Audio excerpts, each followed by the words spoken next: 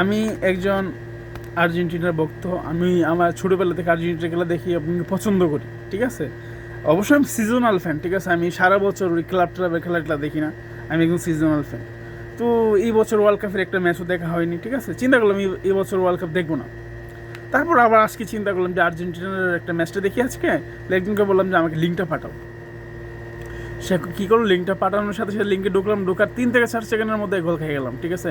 তাই আমি ভাবলাম একজন কোফা মানুষ, ঠিক আছে, আমি বের হয়ে যাই। আবার কিছুক্ষণ পরে চিন্তা করলাম যে না, আবার ঢুকি লিঙ্কে কিছুক্ষণ খেলা দেখি। আমি আবার লিঙ্কে ঢুকলাম, ঢুকার সাথে সাথে দেখি আবার গোল, ঠিক আছে। হতাশ। তারপর কিছুক্ষণের মধ্যে দেখি রেফারি গোল বাদ দিয়ে দিল, ঠিক আছে। আমি বললাম সমস্যা নেই, এক গোলই তো, আর্জেন্টিনা কামব্যাক করবে, সমস্যা নেই, আমি বের হয়ে যাই। আর রেফারি তো আমাদের দলেই আছে, আমরা তো খেলা জিতবো। কিছুক্ষণ পরে যখন আবার ঢুকলাম, আবার ঢুকার সাথে সাথে আবার গোল দিয়ে দিল 11 নম্বর জার্সি, ঠিক আছে। বুঝতে পারলাম যে আমি সত্যি কোফা। এই জন্য ভাবতেছি খেলাটা আজকে আর দেখবো না। পুরো ওয়ার্ল্ড কাপ দেখা হয়নি, আজকে খেলা দেখবো না, দেখলে আর্জেন্টিনা বাস খেয়ে যাবে, ঠিক আছে। আমি চাই আর্জেন্টিনা জিতুক, আর্জেন্টিনা ভক্তরা এটা নিয়ে তারা খুব মন মাস্তি করুক। গত পরশু দিন ব্রাজিল চলে গেছে, আর চাই না আর্জেন্টিনা যাক। তাদের অনেক কি জানে মর্মাহত নেই, তারা অনেক দুঃখ পাবে, ঠিক আছে।